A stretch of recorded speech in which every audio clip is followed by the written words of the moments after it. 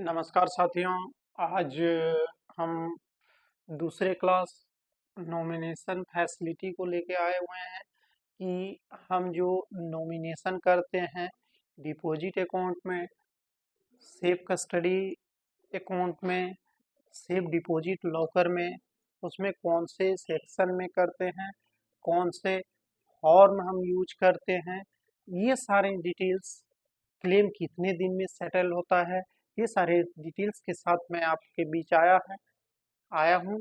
और मैं बता रहा हूँ कि डिपॉजिट जो है, डिपॉजिट हम जो करेंगे डिपॉजिट में कौन सा सेक्शन, सेक्शन 45 जेड ए और 45 जेड बी लगता है। इसमें क्या है कि इसमें 45 तो सेक्शन 45 में डिपॉजिट भी होगा, सेफ कस्टडी भी होगे और सेफ डिपॉजिट लॉकर भी होंगे। 45 सबका रहेगा। अब क्या है, जेड भी सब में रहना है, जेड भी सब में रहेगा। अब है A B C D E F. तो 45 लॉकर फैसिलिटी जो है 45 ए टू एफ तक के, ए 45 ए एफ तक में दिया, 45 जेड ए एफ में पूरा दिया गया है। इसकी जानकारी यहीं दिया गया है।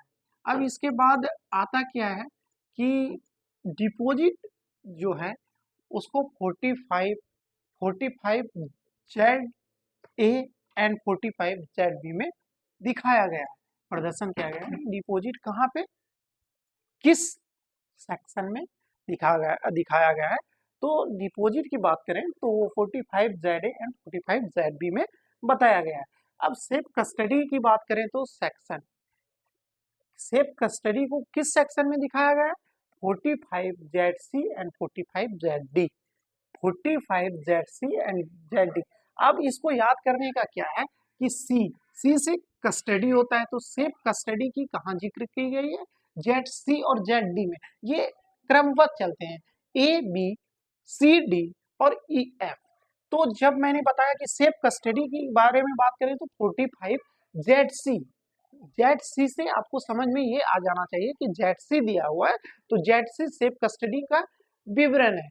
वहां पे इस सेक्शन में सेफ कस्टडी क्या कहीं पूछेगा तो जेड सी रहेगा और सी के साथ डी इंक्लूड होता है, तो 45 जेड सी और जेड डी। ये हमारा सेफ कस्टडी का याद होने का आसान सा तरीका है कि सेफ कस्टडी कहाँ पे सेक्शन में डिफाइन है। तो 45 सेक्शन है सेफ कस्टडी, सेफ कस्टडी सी से आता है और कस्टडी सी जेड सी में और 45 डी, ये याद आ जाएगा, 45 Z C and 45 Z D में सेफ कस्टडी। अब बात आता है कि डिपॉजिट, डिपॉजिट ये ए में आता है, याद कीजिएगा डिपॉजिट, डिपॉजिट ए में आएगा तो ए भी होगा डिपॉजिट। उसके बाद सेफ डिपॉजिट लॉकर, लॉकर की जब बात करते हैं तो सेफ डिपॉजिट लॉकर ई और एफ में आता है। लास्ट वाला चीज ये याद रखेंगे कि सेफ डिपॉजिट लॉकर जो है वह 45 जेड ई और 45 जेड एफ में बताया गया है। सेक्शन 45 जेड एफ और जेड ई में सेफ डिपॉजिट लॉकर के बारे में बताया गया है। अगर सेफ कस्टडी मुझे याद है तो डिपॉजिट खुद ब खुद याद आ जाएगा, 45 जेड ए में डिपॉजिट और 45 जेड ए जेड बी में, और 45 जेड सी और जेड डी में आपका सेफ कस्टडी के बारे में बताया गया है और ई एफ में लॉकर के बारे में बताया गया। तो ये आसान सा तरीका था ये याद करने का, ये इतना बड़ा सेक्शन है नहीं कि ये याद ना हो, तो इसीलिए इसको आसान तरीके से मैंने नॉमिनेशन फैसिलिटी किस किस में होता है और कौन सा सेक्शन में आता है ये मैंने बता दिया। इसके बाद आता है nomination facility for deposit account में। नॉमिनेशन फैसिलिटी जो है किस अकाउंट में किया जाता है, तो nomination facility is initiate only for individual account. किसी भी इंडिविजुअल अकाउंट खोलेंगे तो उसमें नॉमिनेशन फैसिलिटी देंगे, ये याद रहे कि वो लेना चाहे तो नॉमिनेशन फैसिलिटी अलाउ। अब कहता है कि नॉमिनेशन फैसिलिटी तो उसको देंगे और यह सिंगल में भी दे सकते हैं और ज्वाइंट अकाउंट में भी नॉमिनेशन फैसिलिटी जाएगा। कितने नॉमिनेशन होंगे, 1 नॉमिनेट होगा, डिपॉजिट अकाउंट में हमेशा 1 नॉमिनेट होगा, ठीक है। तो nomination facility is initiate only for individual account, individual account में होगा। उसके बाद है nomination shall not be accepted for, किस किस खाते में हम नॉमिनेशन एक्सेप्ट नहीं करेंगे, तो ज्वाइंट स्टॉक खाता जो है उसमें नॉमिनेशन नहीं लेंगे। उसके बाद आता है कंपनी, कोई कंपनी का हम खाता खोल रहे हैं तो उसमें नहीं लेंगे। ट्रस्ट, किसी ट्रस्ट का खाता खोल रहे हैं तो उसमें नॉमिनी नहीं लेंगे। फर्म का खाता खोल रहे हैं तो नॉमिनी नहीं लेंगे।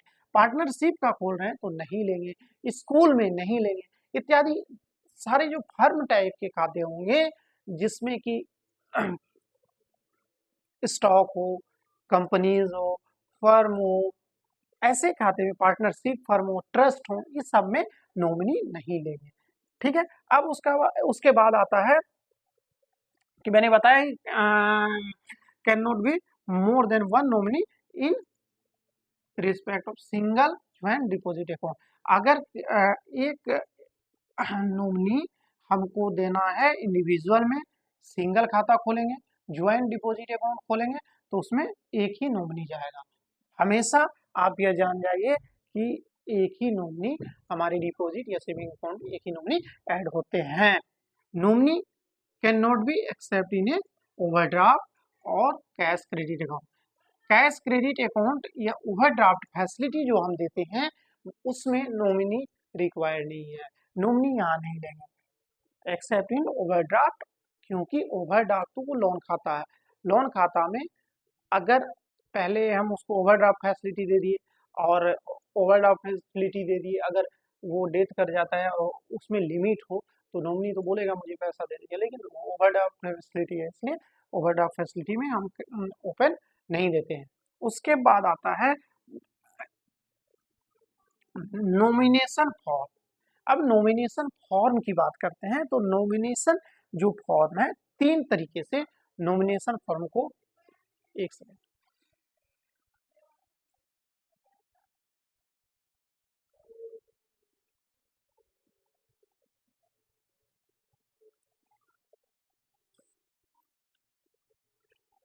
नॉमिनेशन फॉर्म की बात करते हैं तो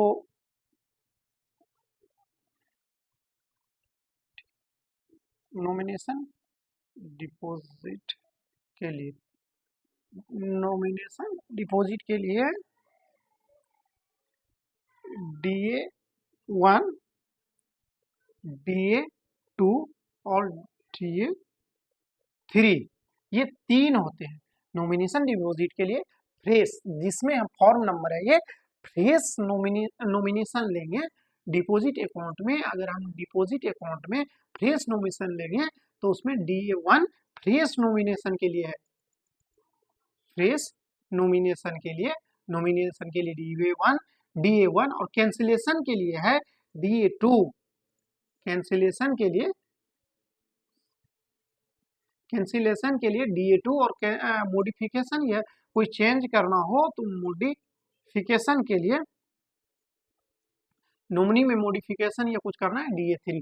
ये सिंपल सा फंडा है कि नॉमिनेशन डिपॉजिट में फॉर्म जो लेना है फ्रेश नॉमिनी करने के लिए DA1 और DA2 है, हम कैंसिल कराने के लिए किसी को कैंसिल करवाना है, नॉमिनेशन कैंसिल करवाना है तो DA2 फॉर्म मिलेगा और कैंसिलेशन भर के आप दे देंगे ब्रांच हेड को तो वो बंद कर देंगे, या ब्रांच में दे देंगे तो हो जाएगा। DA3 में अगर मॉडिफिकेशन करना है, किसी को नॉमिनी को चेंज करना है, मॉडिफाई करना है, नाम में गलती हो गया या कुछ भी करना है, आप नॉमिनेशन को चेंज करना है तो DA3 के अंतर्गत आप उसे नॉमिनेशन चेंज कर सकते हैं।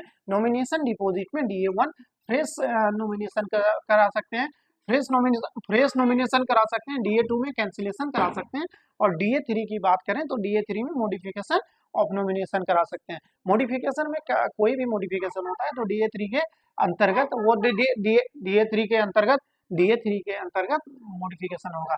अब नॉमिनेशन की बात करें, मैंने नॉमिनेशन के सारे रूल आपको बताया कि नॉमिनेशन डिपॉजिट में जो भी होगा फ्रेश नॉमिनेशन के लिए DA1 और कैंसिलेशन के लिए DA2 और मॉडिफिकेशन के लिए DA3, कौन बन सकता है नॉमिनी, कौन नहीं बन सकता है।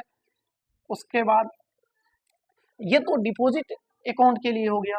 अब इसके बाद आता है, अब हम तो ये भी कर सकते हैं डिपॉजिट अकाउंट के लिए हुआ तो सेफ के लिए भी हो सकता है, सेफ के लिए भी, सेफ के भी केस में तो कस्टडी के केस में होगा ना, नॉमिनी नॉमिनी बदला जाएगा। तो सेम कंडीशन है सेफ कस्टडी में।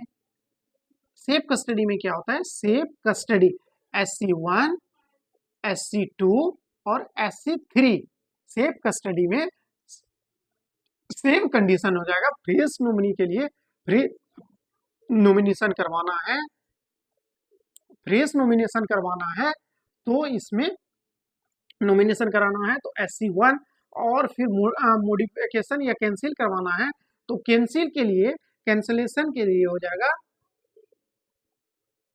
कैंसिलेशन के लिए हो जाएगा SC2, और SC3 बात करें तो मॉडिफिकेशन के लिए, मॉडिफिकेशन के लिए आपका SC3। सेम कंडीशन है सेफ कस्टडी। सेफ कस्टडी कहाँ जिक्र होगा, SC1 में। SC1 में फ्रेश, जैसे DA1 में फ्रेश नॉमिनी के लिए DA1 होता है, DA2 कैंसिलेशन के लिए होता है और DA3 मॉडिफिकेशन। उसी तरह सेफ कस्टडी में SC1 फ्रेश नॉमिनेशन के लिए, SC2 की बात करें तो कैंसिलेशन के लिए, और SC3 की बात करें तो मॉडिफिकेशन के लिए। ये सारी बातें सेम रहेंगे। उसके बाद आ जाता है सेफ डिपॉजिट के बारे में मैं बता दूं। सेफ डिपॉजिट के बारे में भी सेम कंडीशन है। सेफ डिपॉजिट की बात करें तो सेफ डिपॉजिट की बात करें, सेफ डिपॉजिट की बात करें तो SL1 SL2 और SL3 होता है। ये तीन चीजें होती है इसमें। SC हो जाता है सेफ कस्टडी, और सेफ डिपॉजिट के बारे में SL होता है, सेफ डिपॉजिट लॉकर होता है ना। तो सेफ डिपॉजिट यहाँ लिखा हुआ ना, safe deposit locker. Safe deposit locker के बारे में अगर बात करेंगे, लॉकर की बात आएगी, लॉकर की बात आएगी तो सेफ से सेफ हो गया, L से लॉकर हो गया।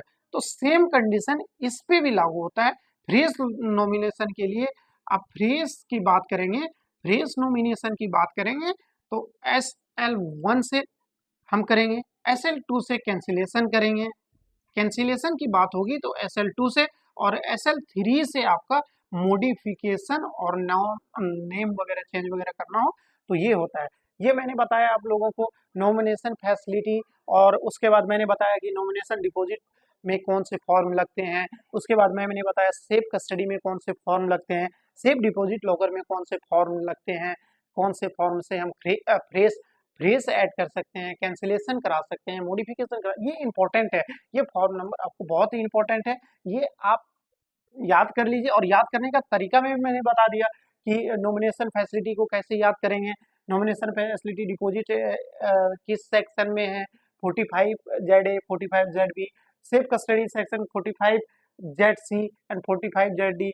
सेफ डिपॉजिट लॉकर की बात करें तो 45ZE एंड 45ZF। उसके बाद मैंने बताया कि नॉमिनेशन डिपॉजिट DA1 में है। नॉमिनेशन डिपॉजिट जो होगा DA1 में हम न्यू एंट्री करेंगे, कैंसिलेशन के लिए DA2 होगी, और DA3 में हमने बताया कि मॉडिफिकेशन या नाम चेंज या किसी दूसरे का नाम डाला हो DA3 में। उसी तरह है सेफ कस्टडी के बारे में, सेफ कस्टडी के बारे में तो सेफ कस्टडी के बारे में SC1 होंगे, सेम कंडीशन रहेगा। न्यू के लिए SC1, कैंसिलेशन के लिए SC2 और मॉडिफिकेशन के लिए SC3। उसके बाद आता है सेफ डिपॉजिट लॉकर के लिए safe deposit locker, safe safe S से होगा, L से लॉकर होगा। तो SL को करेंगे SL1 SL2 SL3। Same condition होगा, SL1 में न्यू के लिए SL1, कैंसिलेशन के लिए SL2 और मॉडिफिकेशन के लिए SL3। ऐसे होंगे। किसमें नॉमिनी अलाउ है, इंडिविजुअल वन नॉमिनी अलाउ होता है डिपॉजिट अकाउंट में। लॉकर में 2 या 3 हो सकता है, और इसमें एक ही होता है, ये है। और इसके बाद आता है कि आप क्लेम जो है, क्लेम डेथ क्लेम जो होता है उसमें डिसीज क्लेम 15 दिन के बाद अगर डॉक्यूमेंट सबमिट हो जाए तो वो क्लेम को निकाल दिया जाता है, मतलब कि उसे विदिन ए रिसीव डॉक्यूमेंट 15 डेज उसको देना होता है। उसके बाद क्या है, क्लेम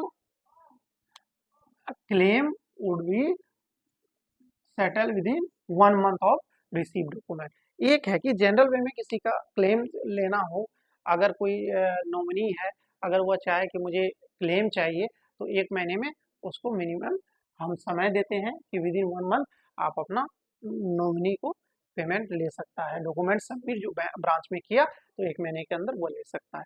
तो ये हुआ आपका नॉमिनेशन फैसिलिटी का क्लास। आज का क्लास यहीं समाप्त करते हैं।